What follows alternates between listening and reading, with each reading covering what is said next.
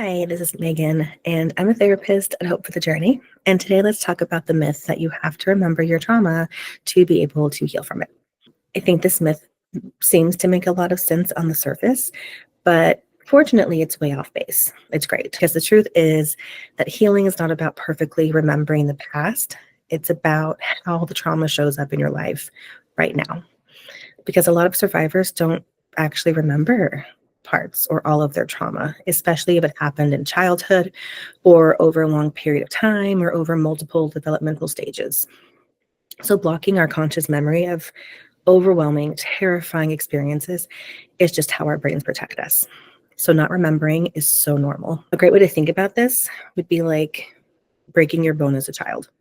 You might not remember the exact way you broke your bone, but you do know that it's still causing some discomfort and inflammation and limited function and movement today.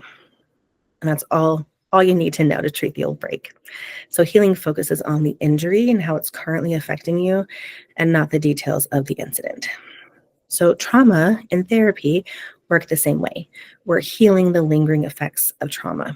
We're healing the dysfunction that shows up in your relationships and how you tolerate emotion, how you show up at school or work, how hypervigilant or anxious or depressed or disconnected you feel. And we don't need a perfect recollection of your past experiences to do that. If remembering a traumatic event isn't what heals you, then what does? What truly heals trauma is safety, connection, and regulation. So, with safety, trauma leaves our bodies in this constant state of fight, flight, freeze, or fawn and makes it feel like there is danger everywhere. So, when you start to feel safe in your body, in a therapeutic space, in relationships, in your environment, your system learns that it doesn't have to live in survival mode anymore.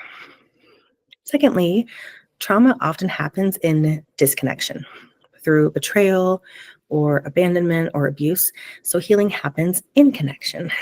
When you have people who make you feel safe and seen and heard and cared for, you help your nervous system unlearn the old ways of functioning in disconnection and teach it how to exist in safe connection instead. And then regulation is also important because trauma memories or even just triggers can be overwhelming and make your system react as if you're living through the original trauma all over again.